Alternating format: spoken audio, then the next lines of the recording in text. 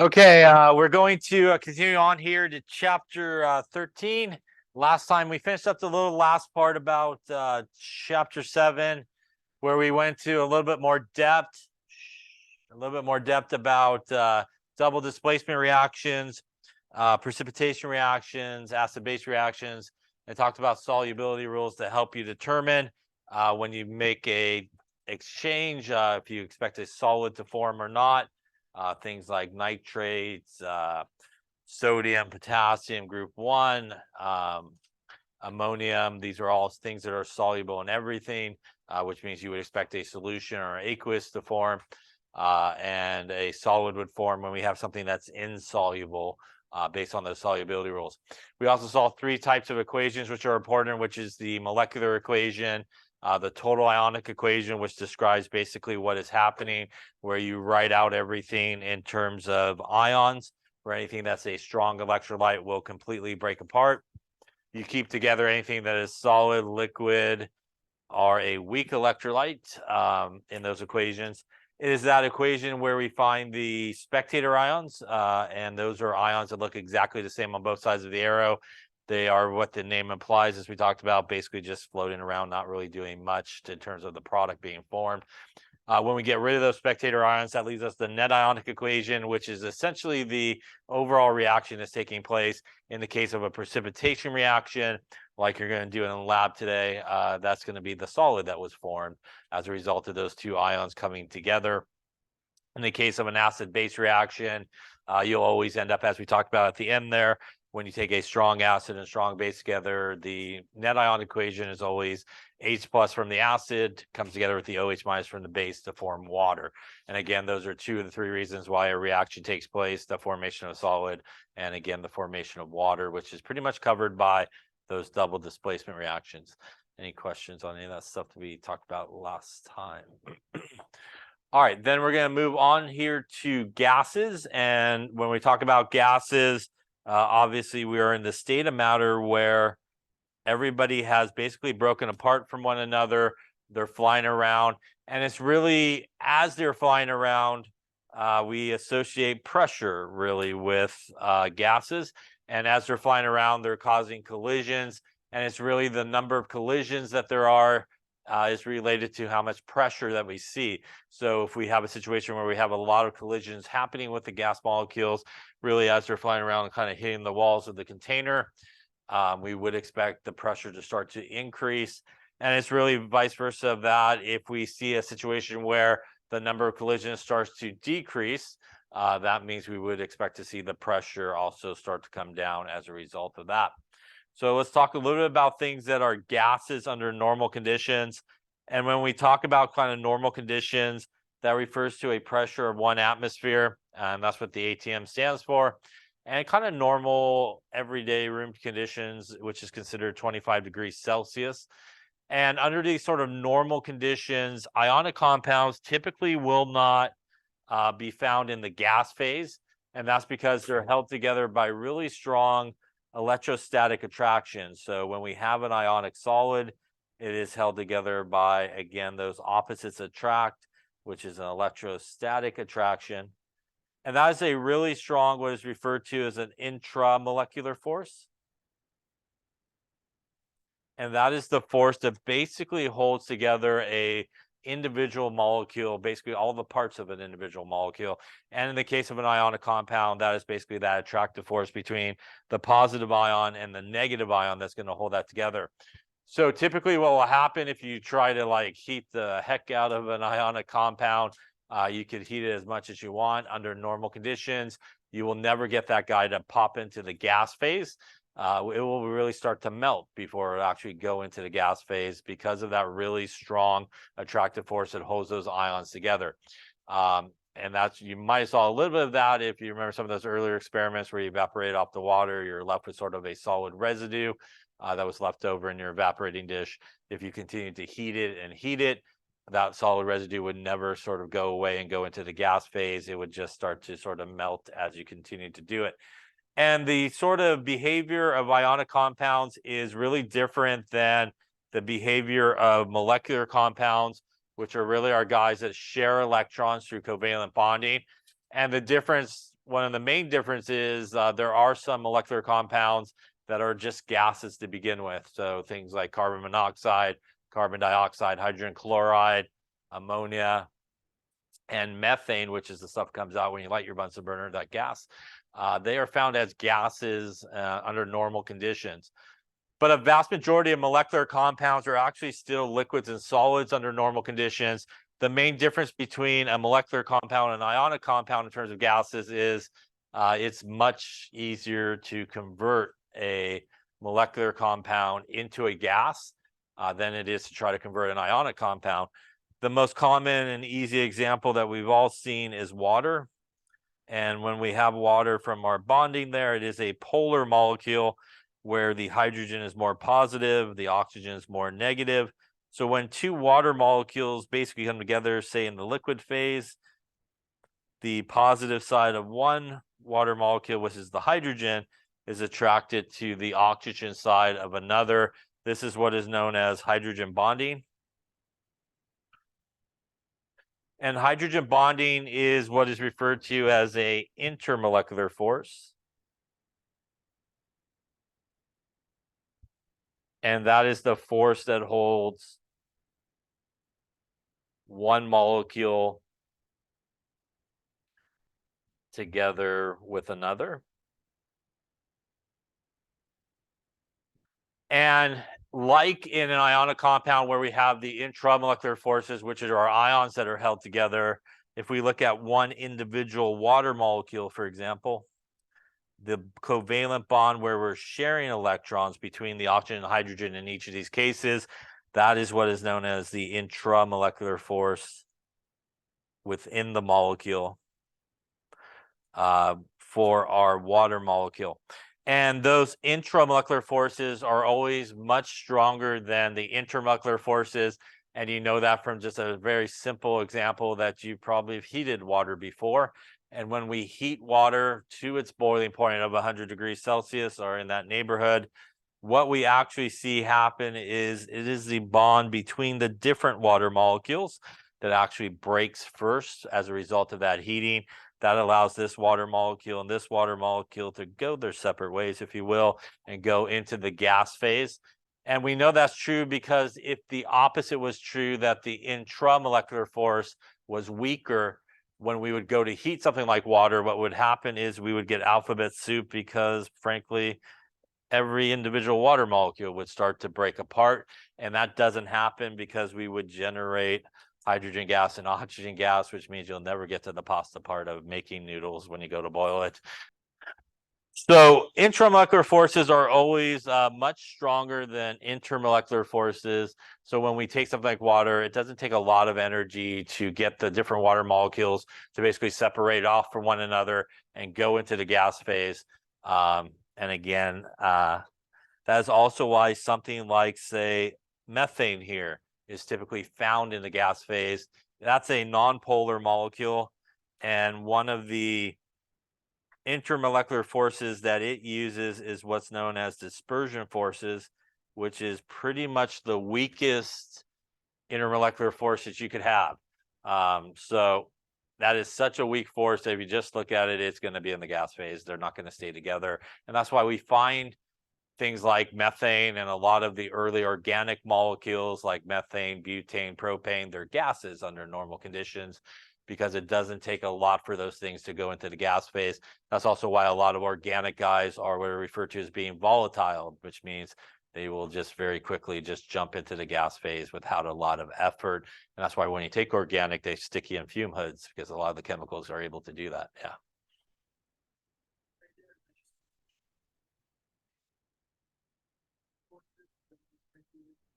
Exactly. So the stronger the intermolecular forces, the less likely that you're going to see it at a gas under normal conditions. So intermolecular forces, as we'll talk about in later chapters as well, is something that really affects things like boiling points and melting points. And that's really because it's the force that holds one molecule together with another. So at the boiling point, that's where we go from like liquid to gas. So in order to do that, you got to separate out those molecules. So the stronger that those guys are held together, it's going to take more energy to do that. Higher boiling point, less likely that it's going to do that. And that's why, for example, something like methane, you don't really need to put any effort into it. It's just gonna kind of be in that state because it's not held together very tightly at all. Is your question good? Yeah. Yeah, intermolecular forces is this molecule and another molecule. That's the force that keeps them together. And it can be the same molecule, like two water molecules together. It could be a water molecule and like a methanol water molecule together. It could be different ones.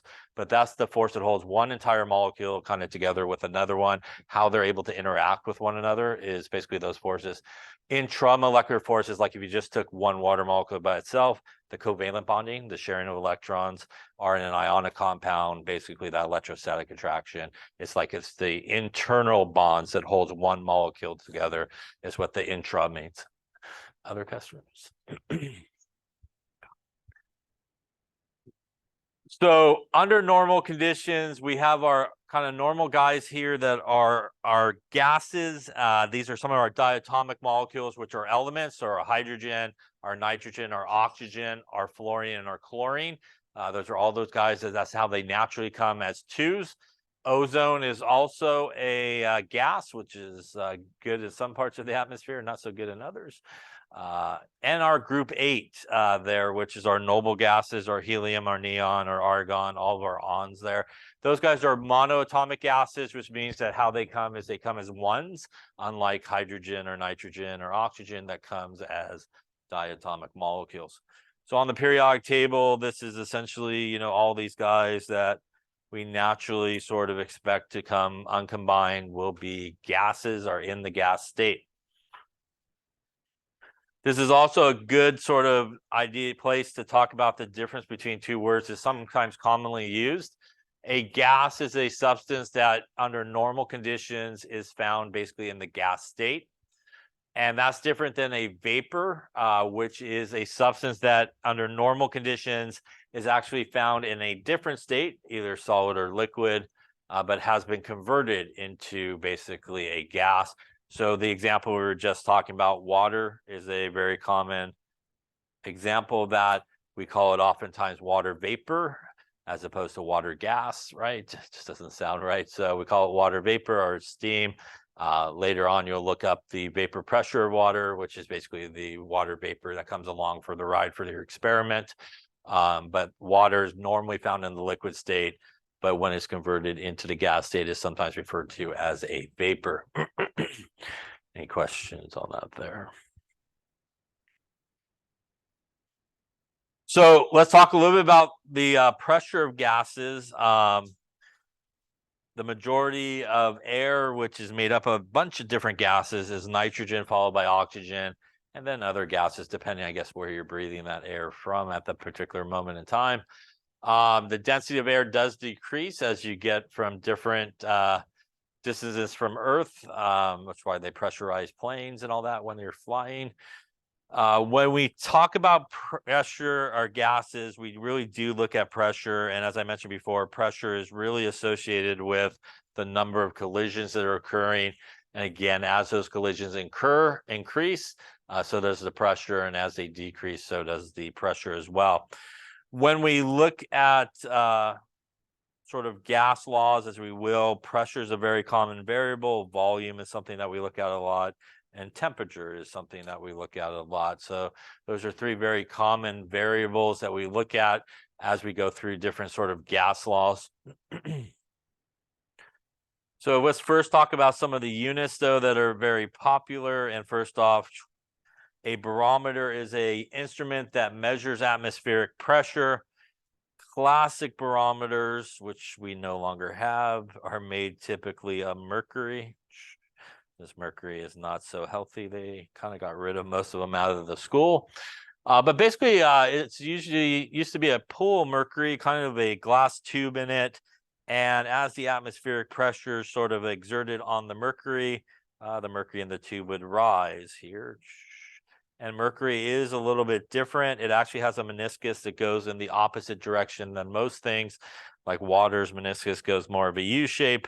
Mercury is more attracted to itself than the container, so it actually will go the opposite way if you ever see it. And you would actually read from the top of the meniscus there if you happen to have mercury in it. Couple big three sort of units is most common in terms of chemistry and pressure: an atmosphere, which is an ATM, a torr, which is named after the guy who invented the barometer, is equal to an mmHg.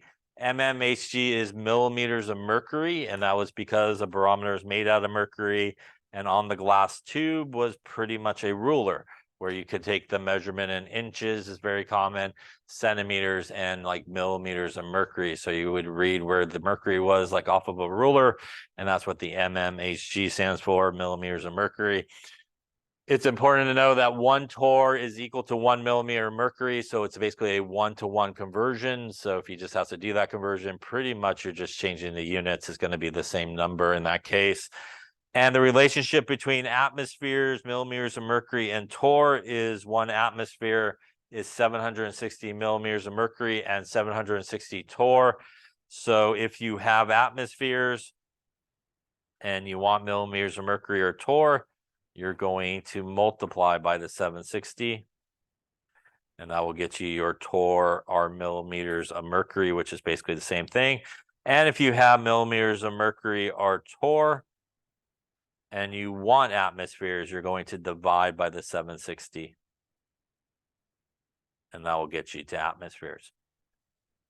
So I would say you obviously need to know these 3 units and the conversions between them. And I would say probably mostly in your chemistry career, those are going to be probably the big 3 units that you'll see with pressure.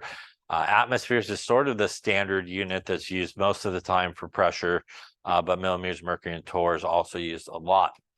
Any questions on that there? Now, there are other units that also go with pressure, and some of them we may come across, but not very much outside of those 3. Here's a much prettier picture of a barometer. Kind of looks like ours. If you close your eyes, that looks like that drawing. You actually have a digital barometer that you'll use today in lab, which is not bad, or the actual barometer in our lab is hanging on the wall next to the oven, is where the real barometer is. It's mostly an alcohol, I think, barometer now they make it out of rather than mercury. But you have a digital one in the middle that you'll use. Pascals and kilopascals is also a very common sort of unit of pressure. 1 atmosphere is about 101 kilopascals. PSI, which is pounds per square inch, is 14.7 PSI in an atmosphere. And a bar is also a unit of pressure, and it's almost equal to each other. 1.01 bar is an atmosphere. I would say probably less common in chemistry. You'll come across probably these units. Mostly you're going to see the atmospheres, millimeters of mercury, and torr.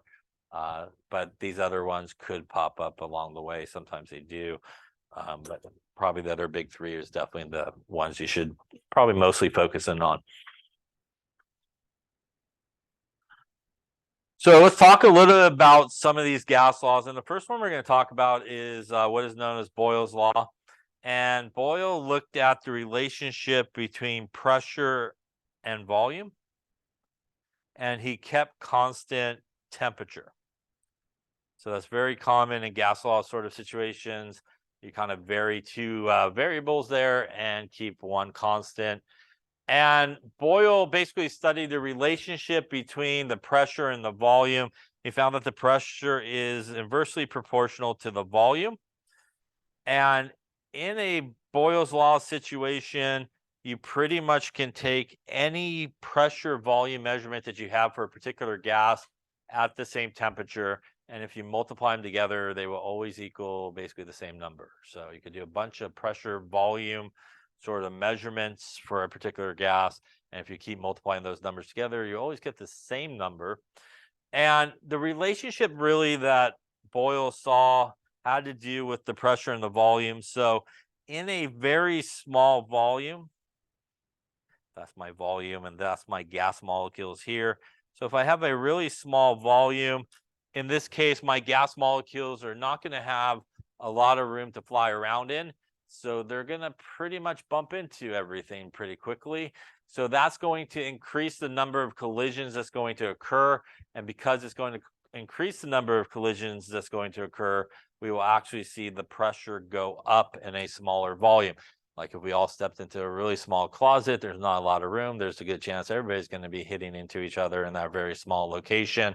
And that would increase the pressure probably as to why we're all in that small room to begin with.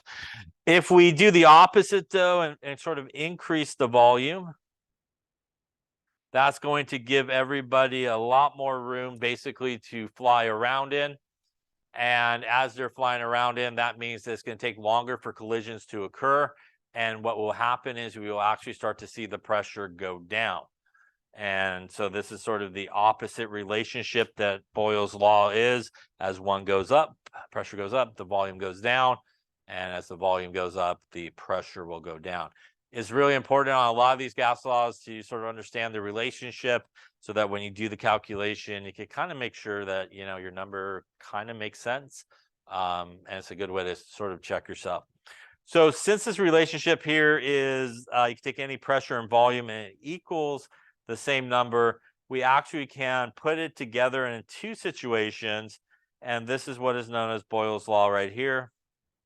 And that is P1 times V1 is equal to P2 times V2. Once again, this is at constant temperature. The pressure units here on both sides does not matter. You can use any pressure unit you like as long as they are the same pressure unit on both sides. So you can't have like an atmosphere on one side and a millimeters of mercury on the other. They need to be the same unit. It doesn't matter which unit they're in.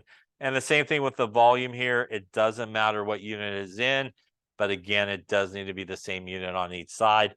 So if you have milliliters on one and liters on the other, you just got to convert it to the same unit. Obviously, if you're solving for a volume and you have one volume that's in milliliters, then your answer will be in milliliters and so forth in terms of that. So in these sort of gas law equations, to rearrange them as you move across the equal signs, right, things end up in the opposite location. So if I want to solve for P1 in this case, I would need to divide the V1 to the other side, and it would end up on the bottom when we go to rearrange it. So that's what we see here in our graph of pressure versus volume. At much lower volumes or smaller volumes, we have much higher pressure. When we get the volume much larger, it gives everybody a little bit more room to fly around in. We see a much big drop there in the pressure as we get down to that larger volume.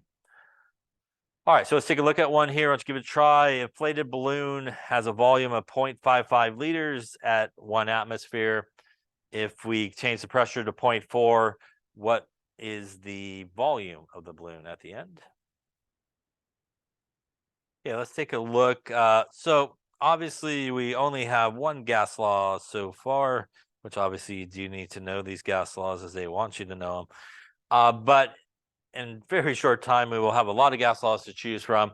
So a really good approach as you're kind of going through a gas law problem is really just to pull out the information. So here we have a volume that is 0.55 liters. We have 1 atmosphere, which is a pressure. We have 6.5 kilometers, which is useless information in this problem. We have another pressure that is 0.4 atmospheres, and we are looking for a volume. So pretty quickly, if you just kind of pull out the information very often and you label it, it will kind of point you in the right direction as to what gas law to use. So here you can kind of see, obviously, the Boyles law. Now, it doesn't really matter which one you call ones or twos, but you just want to make sure that you do keep the information that goes together. So in this case, 0.55 and 1 atmosphere goes together. So I'm just going to call the first ones here ones and these guys twos. That means I have my P1 V1 is equal to P2 V2. In this case, we're going to solve for V2, which means we need to move basically P2 to the other side on the bottom, opposite of where it's at. We're basically dividing by P2, right? And that will give us that V2 is equal to P1 V1 divided by P2. Putting in our numbers here, we have our 1 atmosphere.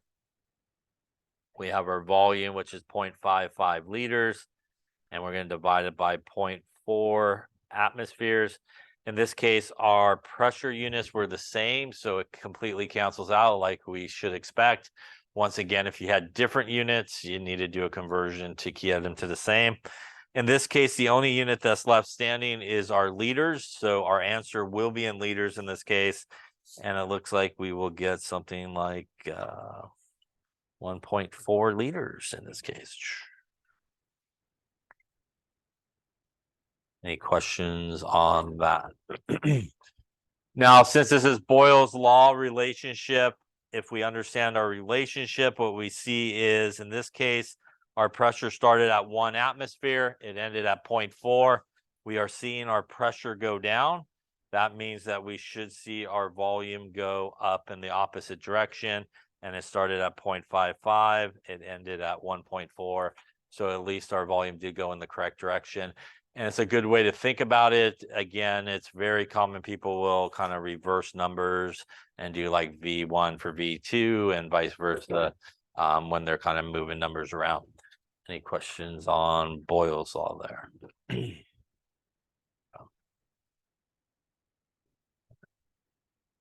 So the next couple of laws we're going to look at is Charles' Law and Guy-Lussac's Law.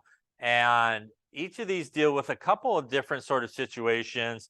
For example, Charles' Law really deals with the relationship between volume and temperature, keeping constant pressure. Guy-Lussac's Law deals really with pressure and temperature, keeping constant volume. So in each of these cases, we're going to see some different sort of results of what's going to happen as we do some different things to it. So we'll look at Guy-Lussac's Law first. So in this case, we have a container that basically is at constant volume, which means it's rigid, it's not going to change, it's basically locked into place. And if we have gas molecules in there, and we decide we want to increase the temperature. If I increase the temperature on my gas molecules, they're going to fly around slower or faster? They should fly around faster. They have a lot more energy. So what's going to happen is these gas molecules are going to fly around in that container really fast. The result of that is we're going to get a lot of collisions that's going to happen. And because the number of collisions will go up, what we would see in terms of the pressure is it would follow and it would actually go up as well. So in this situation, with a constant volume, if we increase the temperature, increases the number of collisions, increases the pressure. The opposite is true if we were to drop the temperature in this case. What would happen in terms of our gas molecules that are in there is they will now lose some energy. And that means that they're going to start to fly around a lot slower. We'll do a dramatic slow move. So it's going to drive around really slow here, which is going to take a lot longer for collisions to occur. And that means that we will have less number of collisions, and less numbers of collisions means that we will actually see the pressure start to go down as well. So in the Guy-Lussac sort of situation, as the pressure goes up, so does the temperature. And as the temperature goes down, so does the pressure as the number of collisions either increases with increasing temperature or decreases with decreasing temperature. Any questions on that relationship there? Now, if we look at Charles' Law, it is a little bit different. Here, we actually want to keep constant pressure. And if we have, for example, a small, we'll actually do this. So we'll do this. If we increase the temperature here, and we have some gas molecules in here, if we increase the temperature in this particular case, as what we just talked about there on the right, if the volume did not move, we would see a lot more collisions and we would see the pressure start to go up. In this case, though, we want to keep it at constant pressure, which means what will happen is the volume will actually adjust and we will actually increase the volume of the gas or the container really. And as a result of that, even though the gas molecules are moving around faster, it's going to basically keep the number of collisions constant because it gave everybody a lot more room to fly around in. And that's going to keep the number of collisions basically constant. The result of that is it will keep the pressure relatively constant as well in this situation. So in the case of Charles' Law, the way it's able to basically keep the pressure constant is the volume will actually adjust. In this case, when we increase the temperature, it gives everybody more room to fly around. The opposite is true. If we decrease the temperature in a Charles Law situation, what's going to happen is we have those gas molecules that are now going to be moving around a lot slower. So the volume will also adjust, and the volume will get much smaller. And now our gas molecules are in a much smaller volume. So even though they are moving slower because of the lower temperature, it's going to basically keep the number of collisions constant. And that's what's going to keep the pressure constant in this situation. And we will see the volume adjust as well. So with Charles' Law, we get this adjustment in the volume. And that's the way it's able to basically maintain constant pressure. You have kind of like a movable piston or something like that in a container that you kind of raise and lower the volume in it, and that keeps it at that constant pressure. When we have the pressure locked into place, like Lussac's law, as soon as you play with that temperature, you're going to have a direct relationship of what's going to happen with the pressure. You're just going to go up or down because we don't get that volume to adjust to allow the pressure to basically remain the same. Any questions on the relationships? So really, they're kind of similar relationships. Basically, in each of these cases, as one of the properties go up, so does the other, and as one goes down, so does the other as well. So when we look at these gas laws here, and you do an actual graph, and we'll come back to that slide in just a second, but when we do an actual graph of volume versus temperature for any gas that you choose, and you draw a straight line, no matter what the gas is, if you take it back to the temperature spot, they all pretty much hit the exact same location, which is minus 273.15 degrees Celsius. That number looks just like the number we used to do what? Convert to Kelvin, yeah.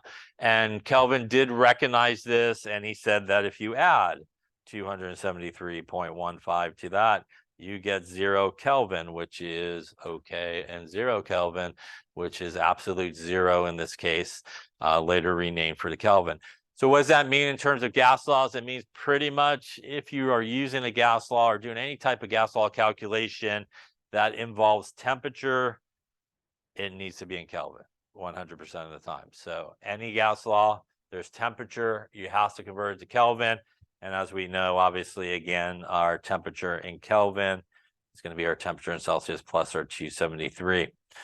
This also goes for very common sort of questions that sometimes books like to ask and people like to ask, which is sometimes they will give you the temperatures in Celsius.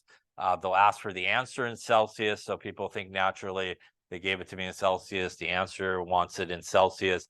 I could leave it in Celsius, but you can't do that. You do have to convert it from Celsius to Kelvin, then go into the gas law, and then convert it from Kelvin back to Celsius. So 100% of the time, no matter what gas law you come across, if you are not putting the temperature in Kelvin, you are doing it incorrectly. So if you ever find yourself putting it in degrees Celsius, it's going to probably be wrong. So always Kelvin. Again, even if they give you Celsius and want the answer in Celsius, that is, you got to do that conversion. So with both of these guys, that relationship of volume to temperature and pressure to temperature is the constant value. So we can kind of get our before and after sort of condition. So our Charles law over here, which is our V1 over T1 equals V2 over T2. Once again, each of these guys need to be in Kelvin. Our volumes can be in any unit that you like as long as they are the same on both sides. And this is our Lussac law here. So obviously this is our constant pressure. This is our constant volume. Once again here, temperature in Kelvin, pressures, any unit as long as they're the same on both sides in this case. Once again here, we kind of have a fraction on each side. So if you need to quickly rearrange an equation, just move the thing across the equal sign and put it in the opposite location and you'll rearrange it correctly. Also, a very common mistake that people make is when they go to solve for something, it does need to be on the top by itself. So sometimes when people go rearrange these equations, they end up with really like 1 over the temperature and they solve for it. So you're not really getting the temperature value, but you're getting 1 over the temperature value. So make sure that you rearrange these equations correctly. All right, so let's try one here maybe. In an experiment, 452 milliliters of a gas is used for a light bulb heated from 22 to 187, what is the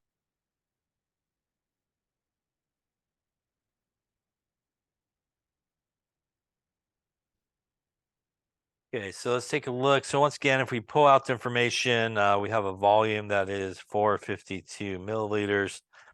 We have a temperature that is 22 degrees Celsius. We're going to raise the temperature there to 187, and we are looking for a volume. Again, in this case, you could kind of see probably Charles' law there, looking at our list of formulas. Obviously, we have no pressure, so that eliminates those guys. So Charles' law looks like a winner here. We're going to go with 1s for these guys, 2s for these guys. We do have to do our conversions here to Kelvin, which is very common. So we're going to do a 273 for this guy. Going to give us a 295, I think. We're going to add 273, which gives us 460 Kelvin in this case. In this case, our units are milliliters, which means our volume will end up in milliliters when we're all said and done. So we're going to do a V1 T1 is equal to V2 T2. In this case, we're looking for V2. So we're going to move the T2 to the opposite location, which is basically multiplying it to both sides. Yeah. So they cancel. V2 will equal T2 V1 T1. Put in our numbers correctly here, 460 up on top. Our volume of 452 milliliters divided by our 295 Kelvin. Our Kelvins will cancel. That's going to leave milliliters as our units when it's all said and done. That's going to be 460 times 452 divided by a 295. Going to get us something like 705 milliliters in this case. Question on the calculation. We also can look at the relationship of Charles' law. So if we look at what was going on here in this particular problem, our temperature increased, which means based on Charles' law, we should see the volume increase as well. It went from 452 to like 700. So it definitely went up in the correct direction. Yes, sir.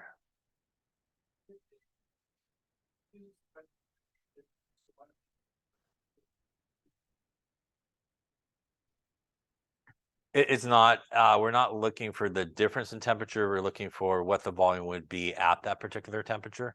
So we're not looking for like the difference, you know, kind of the change in temperature or anything like that.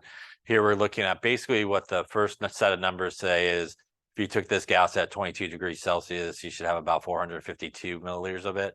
But if you then increase the temperature to 187, you'll end up with about 700 milliliters of it. So we're not really looking for the change in the temperature, but we're looking for kind of what the volume would be at that new temperature. No. Other questions? Okay. So let's take a look at another law here, and that's our friend Avogadro. He had a number, so he probably wanted a law as well. So when we think about our friend Avogadro, that is all about our friend the mole, right? And in gas laws, the mole is represented by the letter N. And no surprise here, Avogadro's law actually involves moles.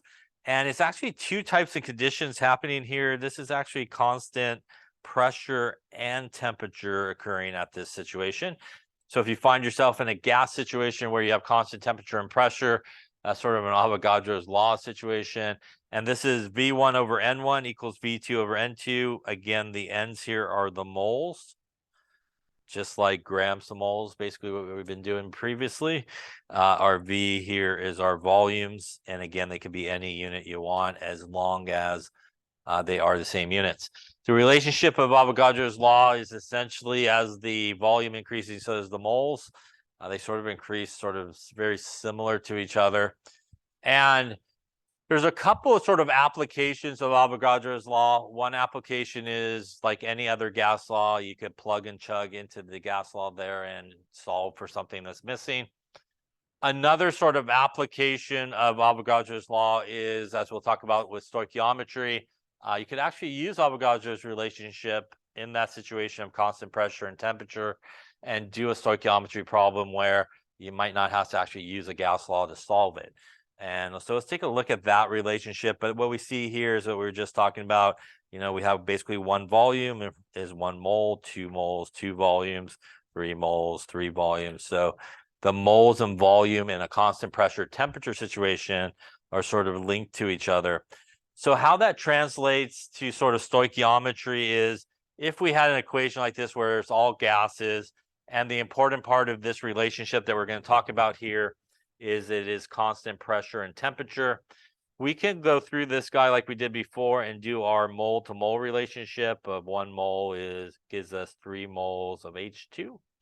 1 mole of N2 will give us 2 moles of NH3 like we were doing stoichiometry. 3 moles of H2 will give us 2 moles of NH3. And again, those are just the coefficients. But because these are all gases and because we're under sort of a constant temperature and pressure situation, we could actually go through this and come up with really a volume to volume relationship, just like we could do a mole to mole relationship. So we could say, for example, that for every 1 liter of N2 you throw in there, you need to throw in there 3 liters of H2. And those are, again, just the coefficients. You could also say for every 1 liter of N2 you put in there, you get 2 liters of NH3. And for every 3 liters of H2, you get 2 liters of NH3 out. So if you happen to have a problem where they actually gave you the volume of a gas in an equation like this, and they ask you what is the volume of another gas in that equation, and you're under constant temperature and pressure, you could work it just like a stoichiometry problem and get the answer without having to use the gas law. So for example, if I said I produced 6 liters of NH3, I want to know how many liters of H2, did I start with? So in this case, I have the volume and I'm looking for volume. And then once again, that is the important part of it. It is constant pressure and temperature. I could start it like a normal stoichiometry problem, take the 6 liters of NH3. And from the equation, we see H2 and NH3's relationship is that, and we can use that as a conversion factor, and that would give me 2 liters of NH3 on the bottom, gives me 3 liters of H2 up on top. The liters of NH3 here will cancel. That's going to give me basically 18 divided by 2. That would tell me that I would produce about 9 liters, or need 9 liters of H2 in this case for this reaction to take place. So this is sort of a consequence of Avogadro's law. And again, it has to be specifically constant pressure and temperature for you to do this kind of volume to volume relationship, like you would do a mole to mole relationship. What this will allow you to do in certain cases, if it is the situation, is you could kind of just bypass the ideal gas law we're going to talk about, and you don't have to necessarily use a gas law to solve a stoichiometry problem. You can still use a gas law, but you can kind of skip it. And that's a nice little aspect of Avogadro's law, which is you could kind of do stoichiometry using volume to volume and kind of avoid putting things into gas laws to sort of solve it. But once again, as I mentioned, it has to specifically be that type of situation. You have all gases sort of happening in the equation. Otherwise, you have to kind of go through some stoichiometry steps that we'll talk about. Any questions on that there? So putting together all of our gas laws, our Boyles, our Charles, Avogadro's law, and so forth, we get the granddaddy of them all, which is the ideal gas law, which is our PV is equal to nRT. And let's first talk a little bit about the idea of what an ideal gas is. An ideal gas, pretty much under normal conditions of pressures and temperatures, which is pretty much what we deal with, is pretty much what we assume a gas is how it's behaving. It's going to behave ideally. And there's really 2 main things that make a gas behave ideally. One thing that we assume is we assume that the volume of the gas itself is not important. It's basically negligible. and we more look at the volume of the container it is in.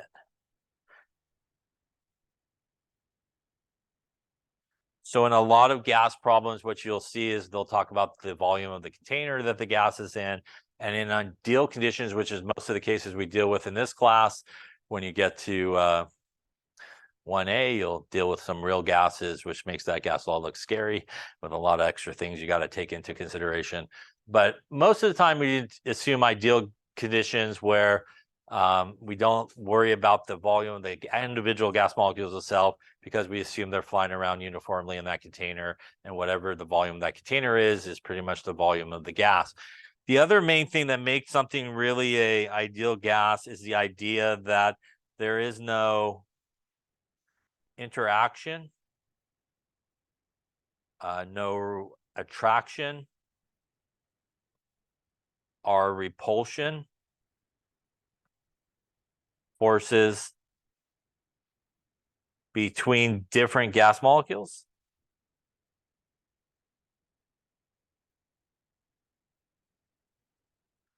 So we assume that in an ideal situation, if we have a mixture of a bunch of different gases all flying around in the same sort of container, they pretty much have no effect on each other.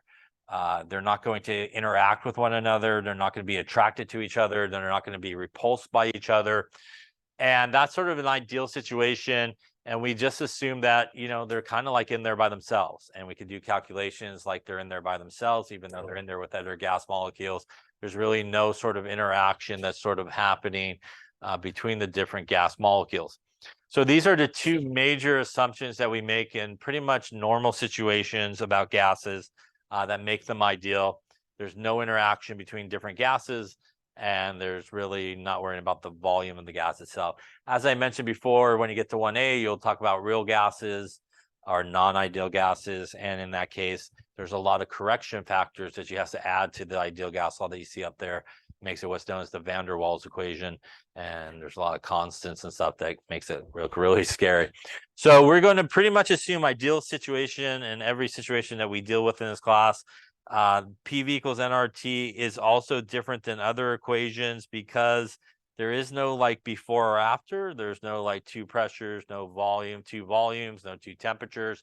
Kind of like a one and done situation.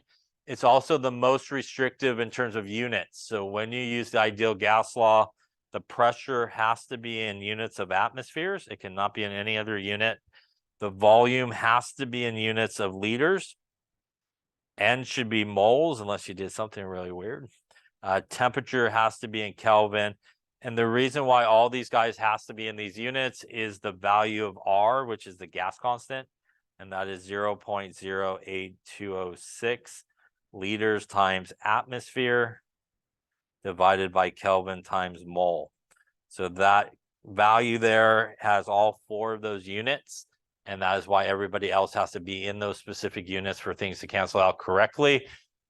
I would say a lot of times nowadays, books and stuff will use a rounded version of this number, like 0.0821. You could use either one, is fine. I personally use the top one because that's what they beat into my head and I can't get it out. So that's the one I use most of the time. But a lot of times nowadays, books will kind of use a little bit of that rounded number in that particular case. Also, a good idea that you do need to know this value. They will not give it to you as you continue through your chemistry career, including this class. So you need to know that number. But if you remember the number and the units, you'll also know the units that everybody else in the ideal gas law has to be in when you use it.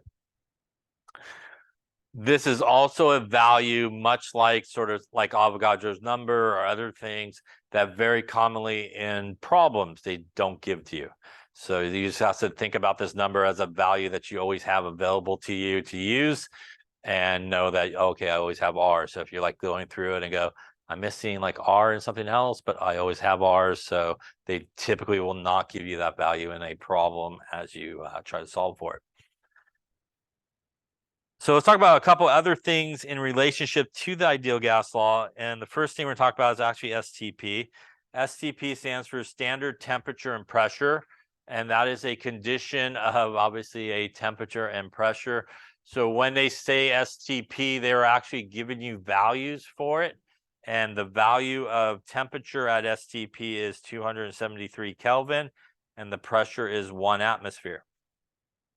So when a problem where they say calculate the volume at STP, those are the two values that you could use to go into the ideal gas law. So you could use the pressure of 1 atmosphere, the temperature of 273, and go into the ideal gas law with that.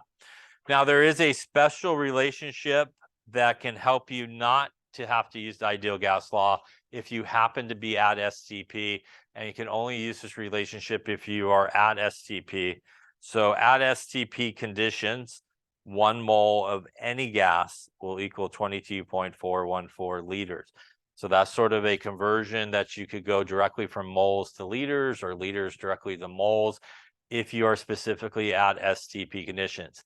If you are not at 273 and 1 atmosphere, which is STP conditions, you should leave that conversion on the side there. You should not use it. If you're not sure you're going to use it correctly, just forget about it and use the ideal gas law in every situation. It will work. So you could use the ideal gas law in STP conditions. You put the pressure as 1 atmosphere, the temperature at 273 into it. You could use it at non-STP conditions as well. So you could always use the ideal gas law at any conditions and put it in there, including STP. But you could only use that conversion if you're at STP conditions. So that's a really important distinction. Sometimes people want to use that conversion in every situation, but you can only use it in that specific situation of STP, like your lab today will be STP conditions. You could use that conversion if you wanted to, or you could use the ideal gas law as well. That is actually how we get to the value of R. If we solve the ideal gas law for R and put in all of our values at STP, our volume, our mole, our pressure, and our temperature, that's essentially where the value of R comes from. So I guess in a really bad situation, you could rearrange the ideal gas law and solve for R to figure out what R is if you can't remember it as well. You can back calculate it. All right, so I want to take a look at one here. Calculate the pressure exerted by 1.82 moles of SF6 gas in a container that is 5.43 liters and 69.5 degrees. Looking for a pressure. In this case, they gave us the moles. By the way, in a lot of cases, you may have to convert to moles from grams. And once again, that's the molar mass, right, from the periodic table to do that. And that's a very common conversion that you need to do. Here we also have a volume, which happens to be in liters. Also a very common conversion in gas problems is milliliters to liters conversion of 1,000 milliliters to liters is sometimes a conversion you have to do a lot. And here we have a temperature, which is 69.5 degrees Celsius. Bless you. So once again, here we don't have 2 pressures, 2 volumes, or any of those things. We could kind of see the ideal gas law maybe forming there as we label everything. Once again, you always have R, which is a constant and usually not given to you in a problem. In this case, we don't have much to do in terms of conversions as we are already in the right units here, but we do need to convert our temperature into Kelvin. So we'll add our 273, going to give us 342.5 Kelvin. Now that we have everything, we could go into our ideal gas law, PV equals nRT. We're going to bring this to the other side and divide it to the other side, giving us P is equal to nRT divided by V, which is our volume. Putting in our numbers here, 1.82 moles, our gas constant,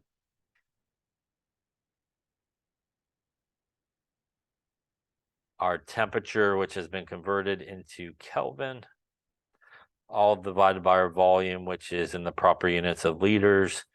Here, the moles on top and bottom will cancel, the Kelvin will cancel, the liters will cancel. That's going to leave us just atmospheres left over at this point. And that's going to give us 1.82 times 0.08206 times 342.5 divided by 5.43. Looks like we're going to end up here with a 9.42 atmospheres.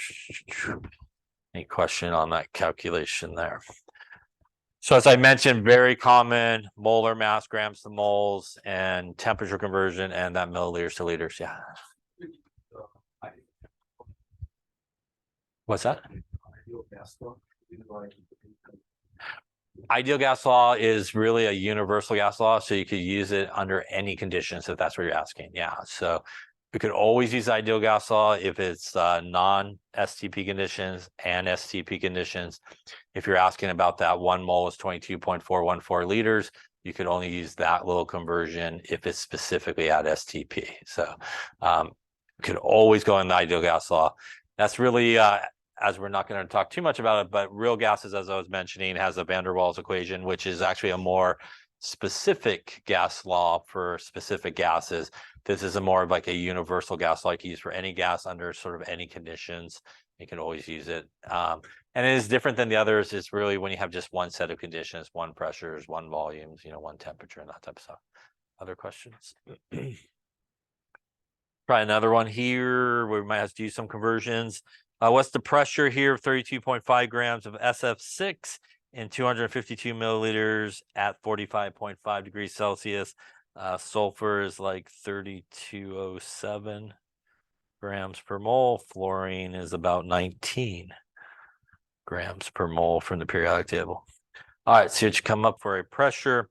In this case, we have the grams of it, which is 32.5 grams. But we can get to moles by using, again, the molar mass from the periodic table to do so. So that means we really have N. We do have the volume, which is 252 milliliters, and we have a temperature of 45.5 degrees Celsius. We once again always have R available to us. So in this case, we really have only one pressure, volume, temperature type of situation happening here. So this is going to be our PV equals nRT situation. We do have to do a number of conversions here. So we have to convert our grams into moles. So we'll do that first. We'll take our 32.5 grams of SF6, going to the periodic table, adding the 1 sulfur plus the 6 fluorines, gets us something like 146.1 grams per mole from the periodic table. As the molar mass, the grams will cancel. So 32.5 divided by 146.1, going to get us something like 0.222 moles of SF6. We also need to convert our milliliters into liters, which is also a very common conversion. So that's 1,000 milliliters is a liter, 0.252 liters. And lastly, like most cases, we do need to convert our temperature here into Kelvin, which is going to get us, it looks like a 318.5 Kelvin. So we do have to do all these conversions to get everybody into the correct units to go into the ideal gas law. Any questions on any of those conversions there? At this point, we're going to solve for P, which will be nRT divided by V. Again, dividing V to this side here. Putting in our numbers, 0.222 moles, 0.08206 liters atmosphere Kelvin a mole. Our temperature of 318.5 Kelvin, all divided by 0.252 liters. Moles will cancel, Kelvin will cancel, liters will cancel, leaving us our atmospheres. So 0.222 times 0.08206 times 318.5 divided by 0.252. Looks like maybe 23 atmospheres in this case would be our pressure. Any questions on that calculation or the ideal gas law here? All right, so let's take a look at one last one to finish up here in terms of gas laws, which is kind of a good one to know. And that is the combined gas law. And that is the gas law that basically takes all the variables into account. And if we look at that one here, if we look at pressure, temperature, and volume and solve the ideal gas law for the gas constant, that means that basically these two guys equal each other. So you could put these two guys set to each other. In most cases, if you do not open the container, the moles of gas shouldn't change because they shouldn't escape in that case. So it gives us what is sometimes referred to as the combined gas law, which is P1 V1 over T1 is equal to P2 V2 over T2. And this is pretty much the only restriction here is our Kelvin for temperature. Pressures can be any unit as long as they're the same on both sides. Same thing with our volume. So why is this a good one to know? If you have to invest your time in learning all these equations that we just talked about, I would invest my time in learning this one, which is this version of the combined gas law. The reason for that is if you take that version of the combined gas law and you leave the n in if you want, and you come across a problem where there is no moles given to you, no temperature, the temperature is held constant, you just scratch that off and there's Boyles law. If you take this guy and you have a problem where there is no pressure given to you or moles, you scratch those guys out, there's Charles' law. If you take this guy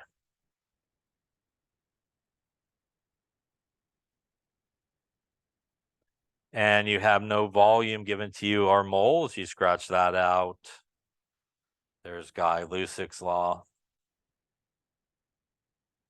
If you take this guy and you have constant pressure and temperature, are none of those things given to you in a gas law, you cross out the temperature, you cross out the pressure on both sides. There's our friend Avogadro's law. So if you remember this law and you remember PV equals nRT, you pretty much could get any gas law that you would need without having to maybe memorize each of them individually. You basically just scratch out what is not given to you, what's held constant, and you'll be left with probably the gas law that you need to use for that particular problem. Any questions on that one there? Clearly, you could just plug and chug into the combined gas law and you would have it. So the ideal gas law, the combined gas law, if you want to put the n in there, you can. You don't usually come across too much Avogadro's laws, but if you at least remember that one, you'd be in good shape. You just cross out what you don't need. Any questions on that there? All right, we will lay it up there for today.